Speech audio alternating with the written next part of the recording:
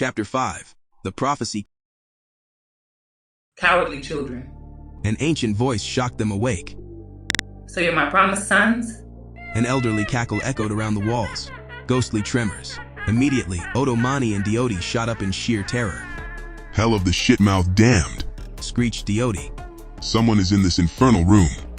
Outside it strangely was night, as the sun long had sunk into the horizon like a blazing half-disk of ochre gold. They had drifted into a deep sleep, and now a ghostly presence startled them so much that their hearts furiously beat in their mouths, while sweat prickled their foreheads. Straining their blurry eyes, they could hear an old crone in the darkened bedroom, but they could not see her. "Who are you, old woman?" Oto-Mani angrily shouted. "Where are you? How dare you invade the private bedchamber of your sovereign lord?" Yet another cackle from the shadows. You, boy, are no lord over me. Again she chuckled, but this time it was a taunt. Diodi sprang out of bed, and like a bodyguard grabbed a dagger from underneath it, ready to defend the life of his lord and lover with his own. Don't bother to try to harm me. She taunted again. She reminded them they were naked. Embarrassed, Oto-Mani and Diodi quickly snatched on loincloths. To this, the old woman uproariously guffawed. They then frantically spun around in all directions, trying to find this invisible voice. Near the door, the tables, the balcony window. Nothing. No one. "Enough of your damn childhood games," Oto-Mani yelled. "Show yourself, you mad old crone." As you wish, boy. Floating high above their heads, a woman instantly materialized as though her body assembled from sparkling sand particles. Her face was ancient and yet beautiful. Enveloping her head was a bright, double halo. She wore simple robes that flowed in an unfelt breeze. In a thunderous voice that sounded more inside their heads than in their ears, she bellowed, I am Mother Oto-Ma, Watcher goddess of your realm. Hear me. The room quaked. Thunderstruck by what was no mere apparition, Oto-Mani elaborately raised his hands before he fell to his knees in supplication. Diodi did not know what to do, for how often did goddesses visit his people? Oto-Mani snatched Diodi's hand, and he crumpled to the floor. Oto-Mani trembled but still maintained his kingly bearing. "O Mother Oto-Ma, Great Spirit, forgive your children for our deafness and blindness. We did not know it was you." This appearance of Oto-Ma was the most ominous sign. Her royal priesthoods taught that since the dawn of creation, she was the goddess, the universal one, commissioned to watch and judge the Rakanan people and their rulers. As Oto-Mani meant truth in ancient Rakanese, her name Oto-Ma meant balance or justice. Her words already conveyed that she was angry and displeased with Oto-Mani the 33rd. Oto-Ma flew closer. She chuckled, although her face was stony. Tonight I say to you, Oto-Mani the 33rd of your line, your reign will come to an end. You and this man-child, who is your soulmate and the keeper of your ancestral diadem, will die together. At these words, the two gasped. She continued. The more than 700-year dynasty of your ancestors will end, for your arrogance and your love of this man-child has blinded you to the cancer that is rotting this realm from within. Even now, your enemies are conspiring to take your throne, your freedom, and your life. Oto-Mani and Diodi cried out, "Please, please, Mother Oto-Ma, have mercy, have mercy." Oto-Mani particularly pleaded. "What, Great Mother, what can I do to remove this curse? Please tell me." In peals of laughter that shook the rafters, Oto-Ma said, Your fate was sealed long ago in the celestial scrolls. You have no hope outside the prophecy. Bewildered and terrified, the men looked at each other, and Oto-Mani asked, "Prophecy? Which prophecy, dear Great Mother?" At that moment, rivulets of wrinkles creased the face of Oto-Ma like cracks in the earth, aging her by 1,000 years. A brilliant red-orange crystal appeared in her right hand, and a parchment appeared in her left. She then recited from the parchment in a sonorous voice, but she did not move her lips. In shadows deep where secrets dwell, a broken web will break the spell.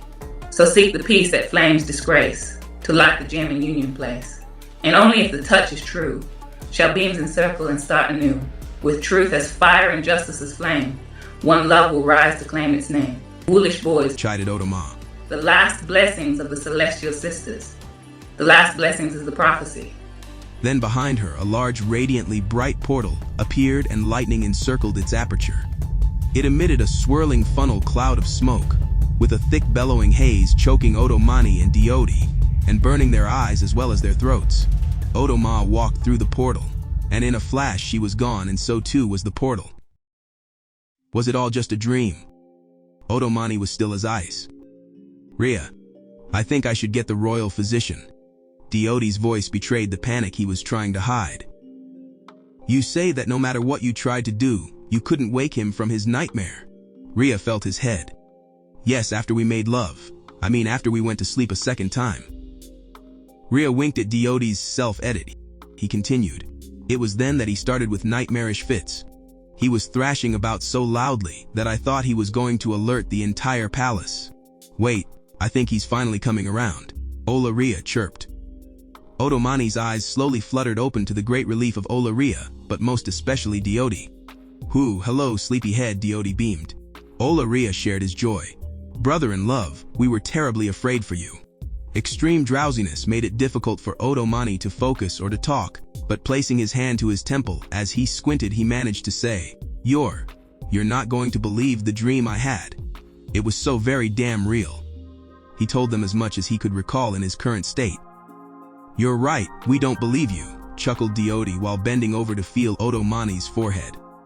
But seriously, Muzi, do you really think the Great Mother was giving you a sign?